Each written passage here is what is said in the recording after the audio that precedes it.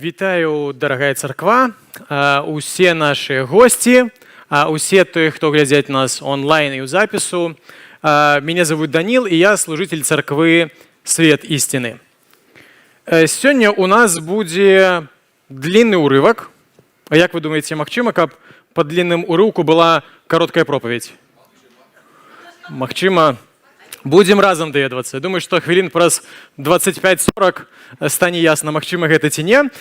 І давайте адразу пачынаць. Знаёмся з тэкстам. Дарэчы, тэкст будзе прысвечаны, у ім апісваюцца два цуды. І гэтыя два цуды, мы з іх знойдзем тры ідэі.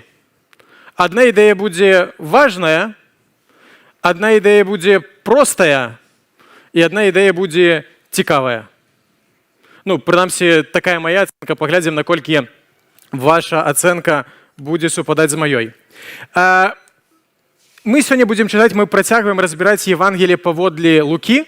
Мы ўжо знаходзімся ў 5 раздзеле, і сёння чытаць мы будзем з 12 верша па 26. Евангелие паводле Лукі, 5 раздзел, з 12 па 26 вершы. Таму откройте, калі ласка, сваё пісанне, у якой бы форме оно у вас не было, і будзем чытаць Слова Божие.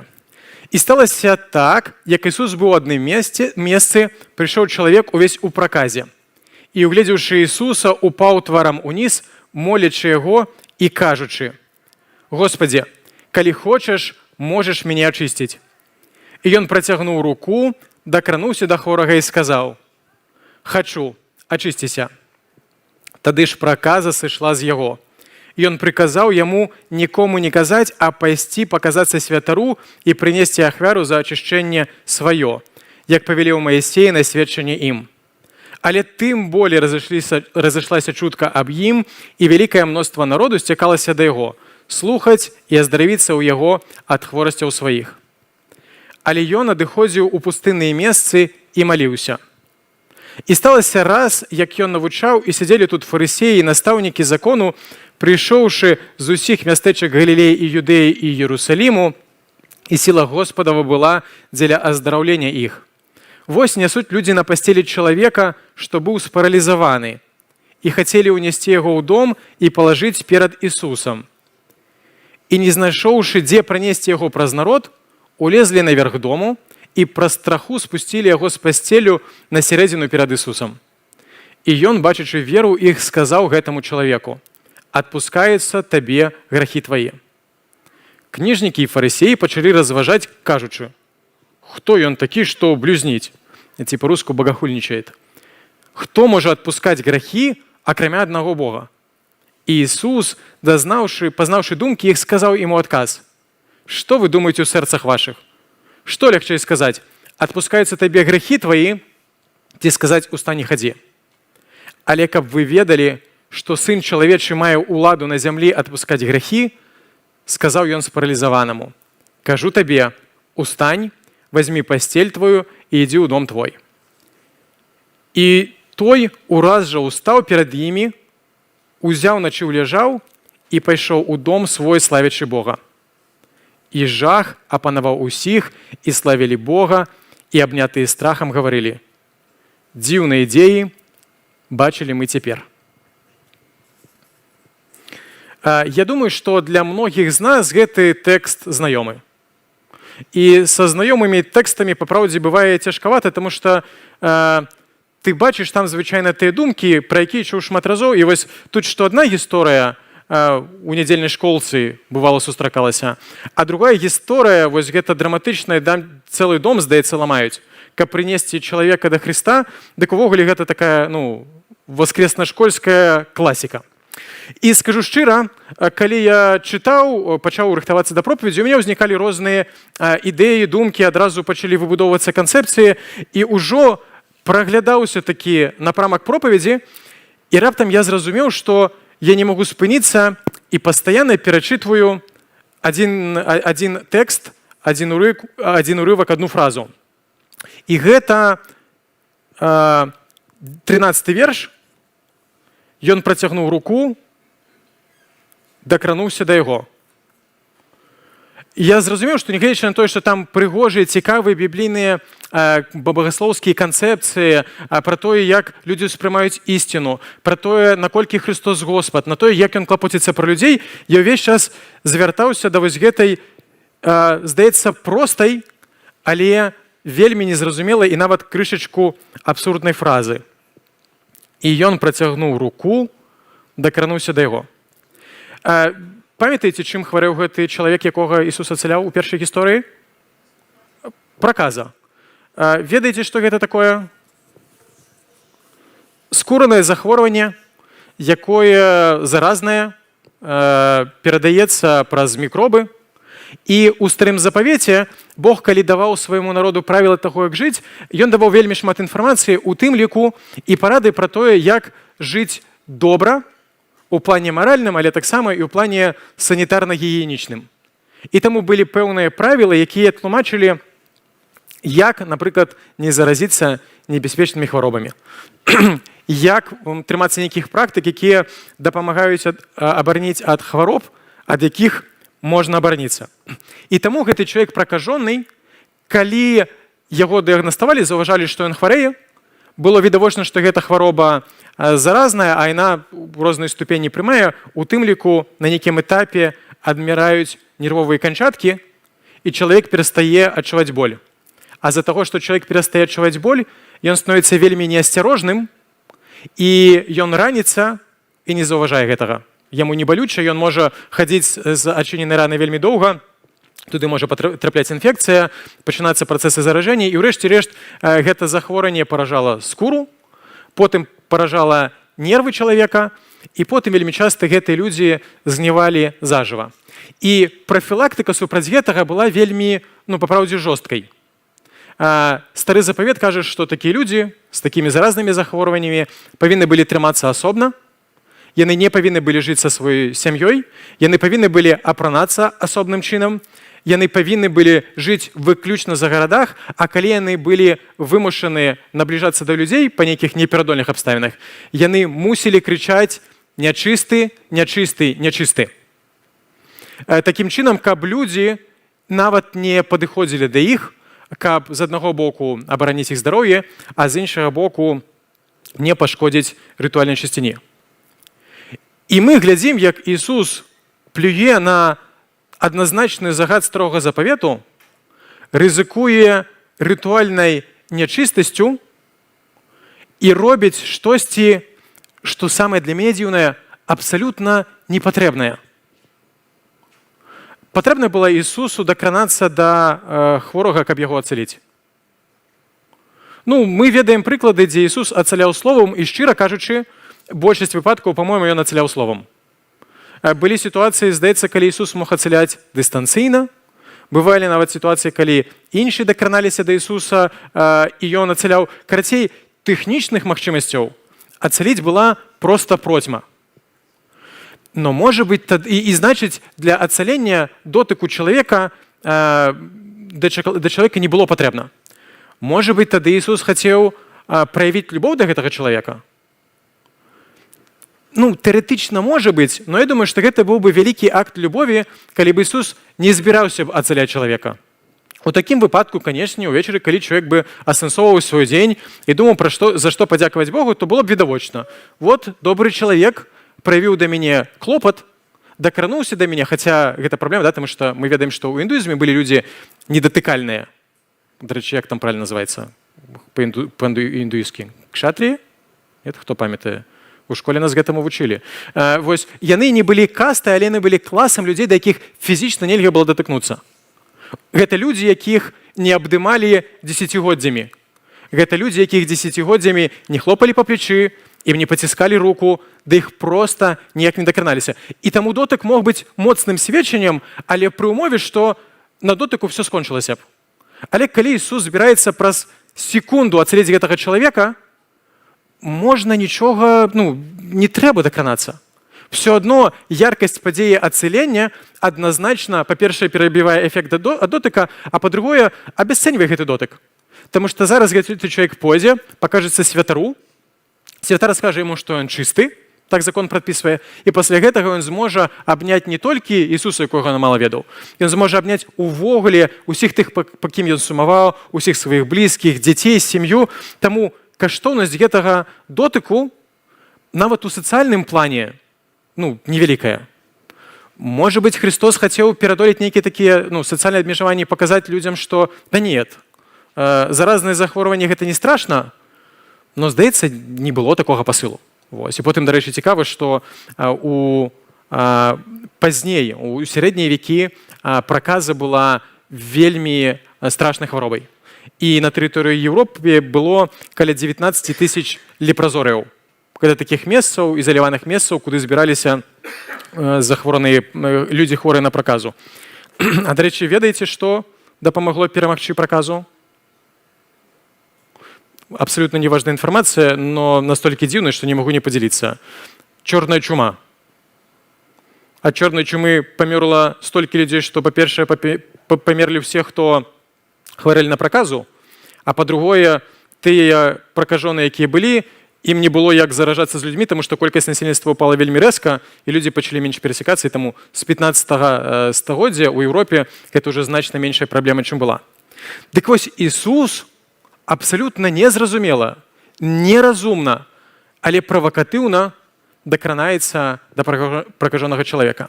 І скажу шчыра, у мяне сёння будзе даволі незвычайны падыход да тэкста, таму што ўвогуле па змаўчанні я не надта люблю алегарычную інтэрпрэтацыю.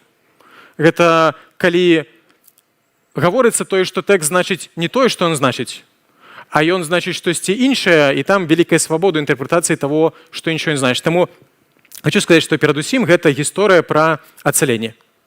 Христос клапаціўся пра людзей, яму не было ўсё адно на пакуту людзей, у тым ліку і на фізічныя пакуты людзей. Христос меў жаданне дапамагчы людзям, меў спачуванне для іх, але таксама ён меў сілу, духоўную сілу, каб ацаляць людзей, таму гэта базавае пасланне гэтага тэкста. Но мне здаецца, што мы можам прачытаць гэты тэкст таксама і алегарычна. І ў такім сэнсе ў мяне ўзнікае адчуванне, што пытанне праказы вельмі падобнае на пытанне грэху.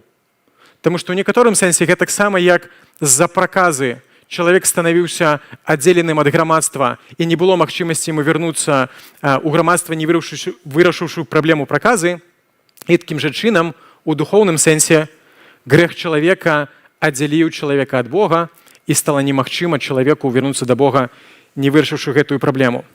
І таму першая моя ідэя, што немагчыма быць нявартым дотыку Бога.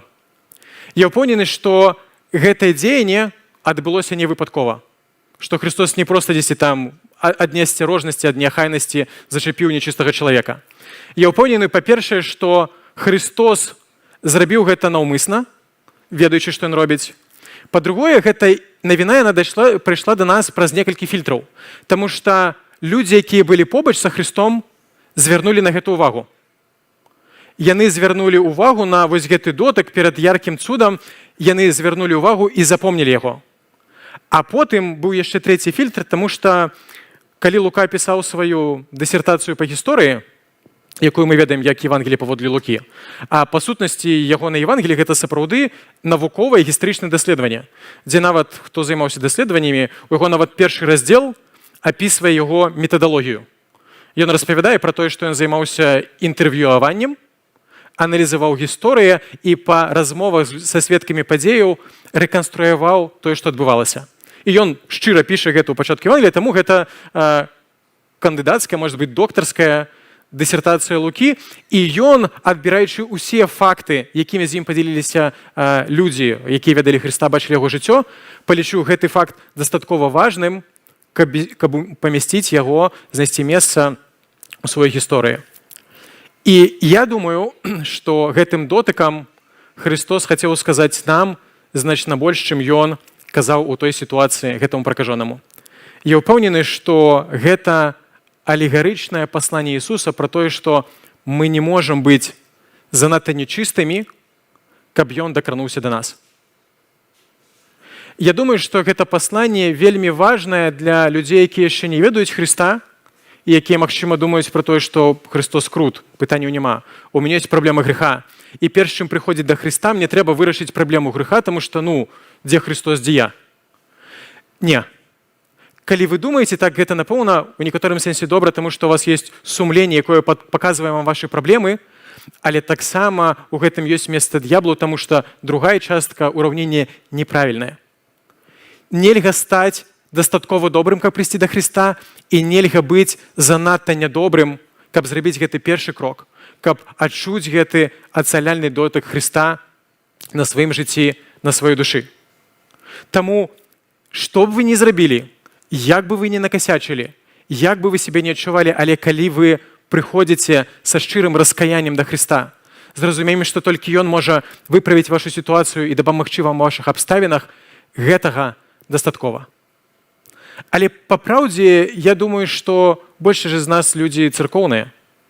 Мы са Христом даўно, но мой досвед і назіранне за сабой, кантактаванне з іншымі людзьмі падказвае, што гэта пасланне таксама можа быць важным і для людзей, які ўжо даўно са Христом. Мы ўсе грэшым, мы ўсе робім памылкі. І часам хрысціянам са сваімі грэхамі спраўляцца, прыходзіць да Христа складаней, чым людзям неверуючым. Таму што людзі ведаюць, што гэта новая старонка ў жыцці, вось, тое, што было там, застаецца там, але я думаю, што гэта пасланне таксама для людзей веруючых, царкоўных, якія у цяперашні момант ведаюць за сабой грэхі, правіны і лічаць, што яны занадта вялікія, каб Христос прыняў, каб Христос датыкнуўся. І я думаю, што самае важнае пасланне маё сёння для кожнага з нас не можа быць чагосьці, што занадта дрэннае, занадта бруднае, занадта грэхоўнае, каб шчырым пасланнем раскаяння, прыходзячы да Ісуса, мы не адчулі на сабе Яго ацаляльны дотык. І па праўдзе, мне здаецца, што у гэтым адным вельмі простым такім фізічным узаемадзеянні Христос насамрэч ілюструе вельмі важную і глыбокую багаслоўскую ідэю. Павел у сваіх пасланнях піша: «А Бог сваю любоў да нас даводзіць тым, што Христос памёр за нас, калі мы былі яшчэ грэшнікамі». Падобна, што ва ўзаемадзеянні з пракажоным Ісус фізічна ілюструе гэтую ідэю. Ён правільна выбудоўвае паслядоўнасць духоўнага адраджэння. Ён дакранаецца да нас, калі мы яшчэ нечыстыя. Гэтаксама, як Ён палюбіў нас да таго, як мы прынялі Яго, і памёр нас да таго, як мы паверылі ў Яго і звярнуліся да Яго. Ёсць, дарэчы, такі рускі металічны гурт «Арыя». І вось у адным спеве называецца «Што вы сделали с вашей мечтой?» Ёсць слова «Бедны Христос». Там увогуле песня пра расчараванне, пра ідэалы. І ёсць радочак «Бедный Христос свой сорвал бы венец, угадай он, что будет потом». Справядлівая гіпотэза людзей, якія творча асэнсоўвалі гісторыю чалавецтва, але ў гэтым і дзіўнасць гісторыі Ісуса, што Ён ведаў і ўсё адно ішоў. Ён ведае, што абсалютная большасць людзей, ім будзе ўсё адно на ягоную ахвяру. Яны ўсё адно будуць жыць так, як жывуць. Ён ведаў, што ягоныя вучні разбягуцца. Ён ведаў, што іншыя ягоныя вучні прымуць дабрадаць, але ўсё адно не да канца перадолюць сваю грэхоўнасць. Ён ведаў, што з яго будуць смяяцца там ля крыжа, а потым на працягу тысячагоддзяў будуць блытаць ягонае даўгацярпенне са слабасцю і здзеквацца з яго, смяяцца з яго, зневажаць яго. І тым не менш, ён робіць гэта дзеля таго, каб праявіць сваю любоў да нас. Таму Христос дакранаецца да нас, калі мы яшчэ нечыстыя, калі мы прыходзім да Яго, і Ён праяўляе такім чынам сваю любоў і сваё прыняцце для нас. Але таксама тут можа быць небяспека, што мы думаем: окей, все са мной у парадку, я да Христа магу прыхадзіць, якім я не быў бы, і кропка. Я прыйшоў, Ён прасціў, так і жывем. Гэта толькі часткі, праўда, таму што, працягваючы сваё алегарычнае тлумачэнне гэтай сітуацыі, што адбылося пасля дотыка Ісуса? Мы чытаем у наступным вершы: «Хачу, ачысціся». Ён працягнуў руку, дакрануўся да яго, сказаў: «Хачу, ачысціся». І тады ж праказа сышла з яго. Дотык Христа, у якім бы стане мы не былі, ён заўжды даступны. Але дотык Христа мусіць прыносіць змяненне ў нашым жыцці. Вельмі нізкі бар'ер траплення вось у гэтую, не ведаю, у гэты ўплыў Христа. Але потым павінны адбывацца перамены ў нашым жыцці. Гэта называецца духоўным аднаўленнем. І калі Христос дакранаецца да цела пракажонага, цела ацыляецца. Калі Христос дакранаецца да нашага сэрца, наша сэрца ацыляецца. Калі Христос дакранаецца да нашай залежнасці, да нашай праблемы, да нашага грэха, гэта таксама змяняецца. Калісьці ў адно імгненне, як мы ведаем сітуацыі, гісторыі, калі людзі пакідалі нейкія грэхі, залежнасці проста ў імгненне. Калісьці гэта патрабуе часу і пэўныя праграмы падтрымкі, барацьбы з залежнасцямі. Калісьці гэта змаганне, якое займае сапраўды працяглы час, але дотык Христа заўжды прыносіць змяненне ў нашым жыцці. Таму прыйсці да Христа можна ў любым стане. Але пасля дотыка Христа, калі нічога не мяецца ў нашым жыцці, нам ёсць пра што задумацца, нам ёсць чаго шукаць, таму што дотык Христа заўжды ацаляе і нешта змяняе ў нашым жыцці. І трэцяя ідэя. З ёй ёсць некаторыя пытанні, таму што глядзіце, што адбылося далей. І тады ж праказа сышла з яго, ён прыказаў яму нікому не гаварыць, а пайсці паказацца святару і прынесці ахвяру за ачышчэнне сваё, як павелеў Маісей на сведчанне ім. Паводле старога запавету святары выконвалі функцыю, розныя функцыі, у тым ліку у дадзеным выпадку функцыю доктара. І, дарэчы, калі вы пачытаеце, што не зусім дасведчаныя людзі кажуць пра праказу ў біблійныя часы, яны кажуць пра тое, што з дыягностыкай тады былі праблемы, таму што гэта была адказнасць не дактароў, а святароў. Людзі працавалі не па профілю, гэта гістарычна непісьменныя людзі так сцвярджаюць, таму што 3-4 тысячы год свет быў зусім іншым. Не існавала медуніверсітэтаў, з універсітэтамі ўвогуле была праблема, не існавала нават медколеджаў, таму веды перадаваліся іншым чынам, і святары, якія былі людзьмі пісьменнымі, што таксама было меншасцю грамадства, ім з пакалення ў пакаленне перадавалі пэўныя правілы, сімптомы, як хвароба з'яўляецца, як яна знікае, нейкае медалічэнне. Таму святары былі носьбітамі не толькі духоўных ведаў, але ў некаторых аспектах таксама і ведаў медычных, таму гэта двайны сэнс. З аднаго боку, святар гэта прафесіянал у канкрэтным медычным пытанні, і Ісус адпраўляе да яго, і па праўдзе я бачу гэтым алегарычную ідэю пра тое, што перамены павінны быць заўважныя іншым людзям. Таму што я не ведаю, у цяперашняй пакаленні, можа быць, такога няма, але калі я быў маладым, у нас быў такой мем, такая фраза, гэта «чалавек з багатым внутреннім мірам». Хто-нибудь памятае, чуў такое? Да. Можа быць, я штосьці блытаю, но, по-моему, гэта значыла чалавек, у якога нічога не атрымалася, чалавек, які ў канфлікце з усім светам, ні дасягненню, ні прызначэнняў, і ён сябе суцяшае супрацьпастаўляе свету, зато ў мяне внутренні мір багатый. І у нас ёсць спакуса стаць хрысціянамі з багатым внутреннім мірам. Я абсалютна не супраць багатага внутренняга міра. Гэта класна, гэта дабраславенне, але праблема ў тым, што гэта фразай звычайна апраўдвалася адсутнасць усяго. У тым ліку, хутчэй за ўсё, і багатага ўнутранага свету, проста што яго замерыць складаней. Вось такім чынам трэба, каб перамены, якія адбыліся ў нашым жыцці ад дотыку Хрыста, каб яны былі заўважныя іншым таксама. Павінна быць знешняе сведчанне. Такая была мне першапачатковая ідэя, але калі я пачаў абмяркоўваць гэтую ідэю, мне падказалі пра тое, што першыя дзве ідэі нармальна, а вось трэця, шчыра кажучы, крышачку нацягнутая. А з алегорыямі трэба быць вельмі асцярожнымі, бо ёсць спакуса, як там кажуць, саву на глобус, да?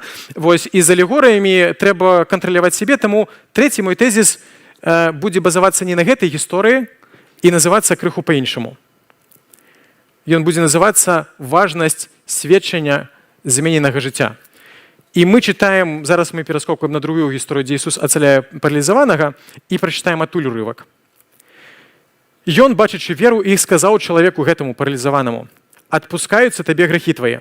Кніжнікі ж фарысеі пачалі разважаць, кажучы: «Хто ён такі, што блюзніць. Хто можа адпускаць грахі, апрача аднаго Бога? Ісус, пазнаўшы думкі іхнія, дарэчы, лагічныя гэта думкі? Нармальнае сумненне. Вось, адпускаць грехі, гэта неправяральна. Гэта сказаць можа хто заўгодна. Ісус ведаў думкі іх, напэўна, не складана было іх думкі даведацца. Сказаў ім адказ: што вы думаеце ў сэрцах вашых? Што лягчэй, сказаць: адпускаюцца табе грахі твае, ці сказаць: устань і хадзі? Але каб вы ведалі, што сын чалавечы мае ўладу на зямлі адпускаць грахі, сказаў ён спаралізаванаму: кажу табе, устань, возьми пасцель твою і ідзі ў дом твой. І той ураз жа устаў перад імі. У гэтай гісторыі шмат сэнсаў, но я хочу засяродзіцца на адным з іх. Што тут адбываецца? Па сутнасці, па-першае, гэта драму, якую Ісус разыгрывае наўмысна. Вось, ён хоча паказаць урок, таму што яму было без праблем спачатку ацаліць, нават гэта вроде было б лагічна. Спачатку ацаліць, а ўжо потым адпускаць грахі, калі папросіць. Але Ісус парушае парадак, каб паказаць нам адзін вельмі важны прынцып, праз які мы і людзі наўкол нас усё ўспрымаюць. Ёсць рэчы, якія лёгка праверыць. Дарэчы, як правіла, гэта з'явы матэрыяльнага фізічнага свету. А ёсць з'явы, якія правяраюцца вельмі складана. І, як правіла, якога парадку гэта з'явы? Што цяжка праверыць? Тое, што небачнае, тое, што нематэрыяльнае. Пачынаючы ад хвалі Wi-Fi. Хвалю Wi-Fi лёгка пабачыць, праверыць. Вы можете адчуваць. Так сходу, інтуітыўна я не заўжды адчуваю, ёсць Wi-Fi у памяшканні ці няма. Ведаю, што ёсць людзі з абостраным пачуццём Wi-Fi, но я не з іх ліку. Што яшчэ мы цяжка праверыць? Што? 5G людзі, там вельмі крэпка людзі адчуваюць 5G, так да высыпання. Што-небудзь яшчэ?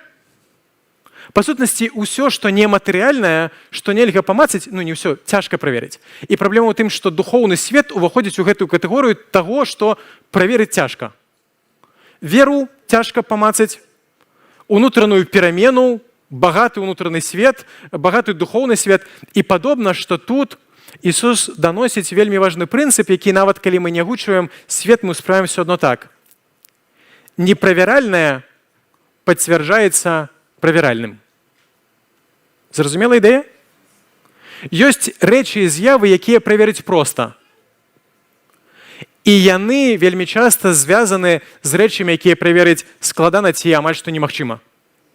І вельмі часта па тым, што не правяраецца непасрэдна, мы мяркуем пра тое, што праверыць можна. Тут і Ісус, па сутнасці, цэнтр гэтага ўрыўку – гэта пытанне улады Хрыста. Што Христос можа рабіць і што не можа. І ацаленне хваробы чалавека і дарэнне яму духоўнага збаўлення – фенаменальныя здольнасці.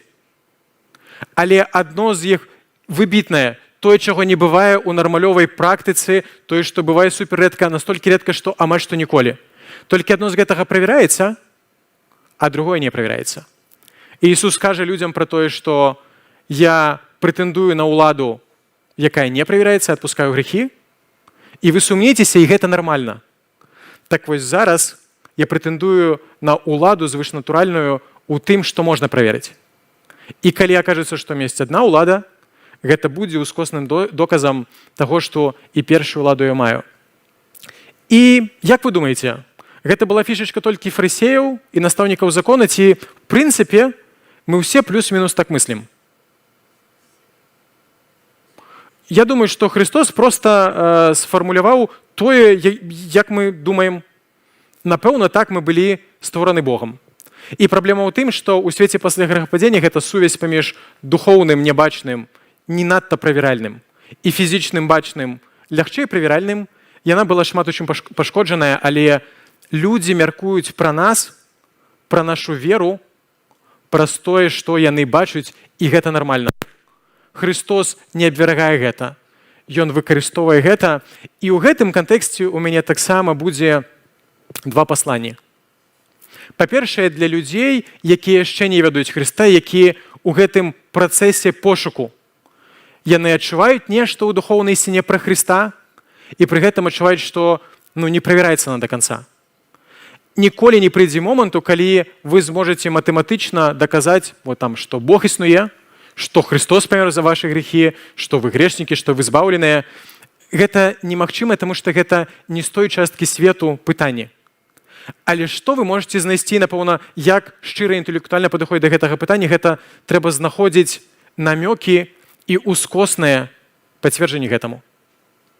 Менавіта так Христос праяўляў і сцвярджаў сваю ўладу. І менавіта такое даручэнне шмат у чым ён даваў сваім вучням.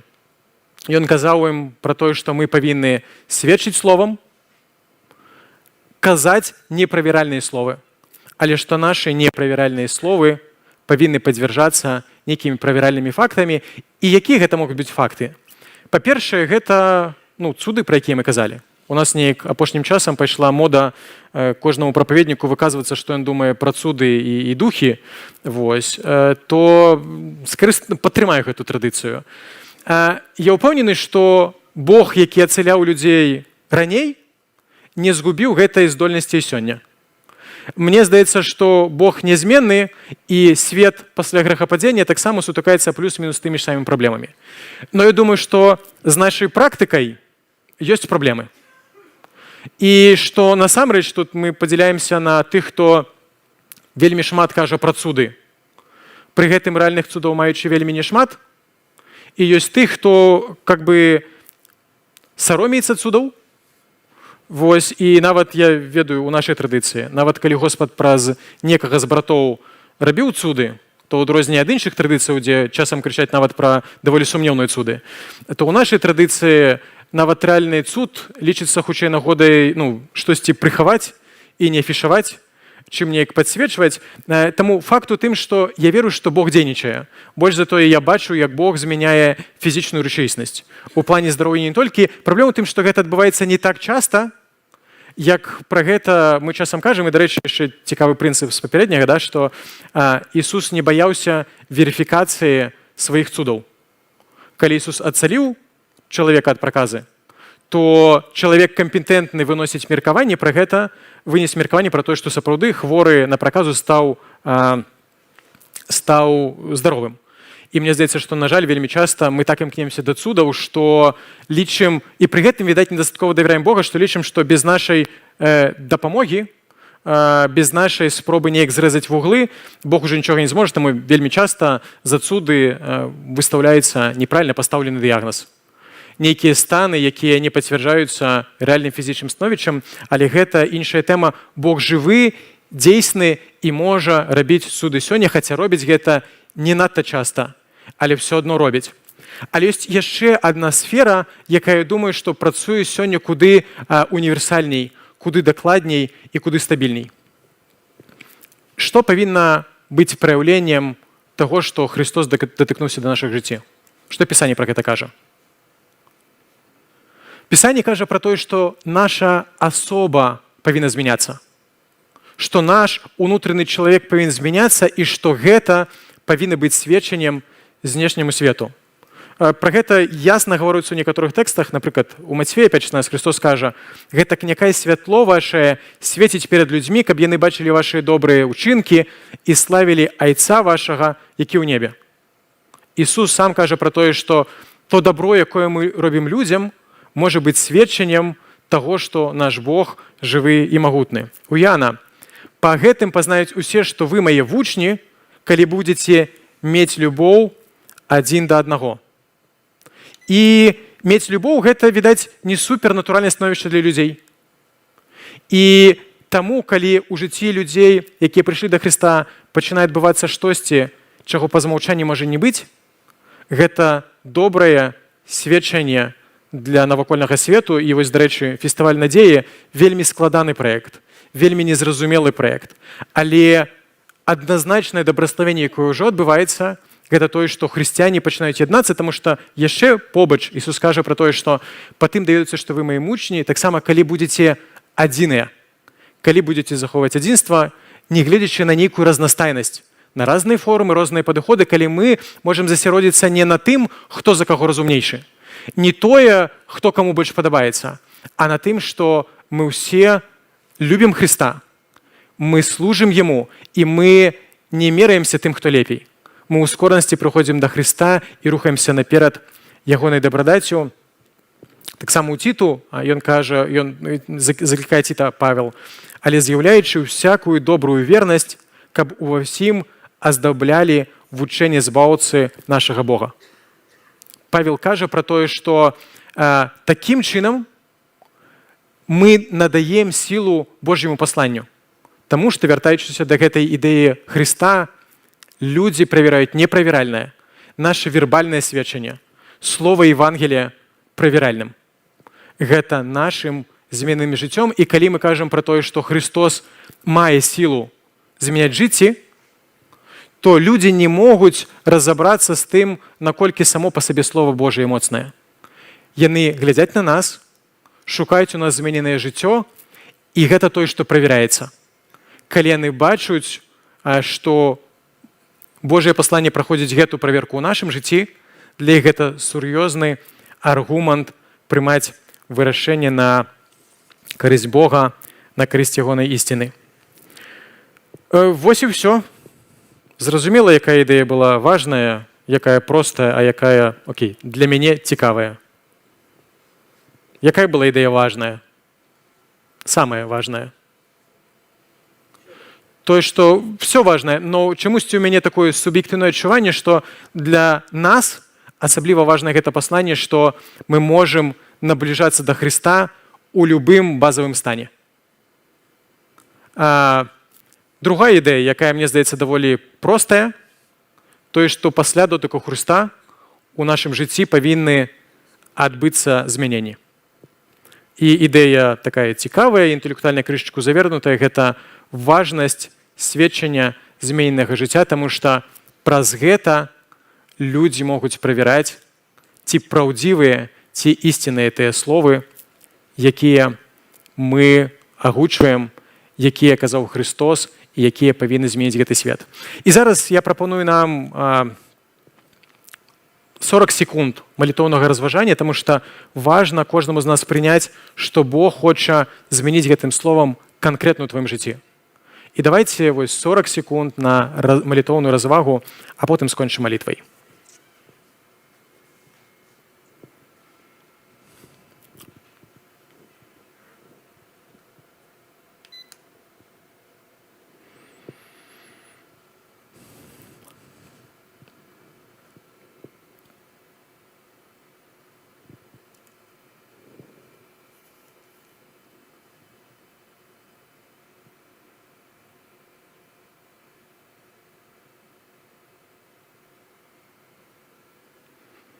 Давайте устанем и звернемся до Бога, але хочу подкрэсліць тое, што Слово Божие мае вельмі абмежаваны ўплыў, пакуль мы не пускаем яго ў сваё сэрца.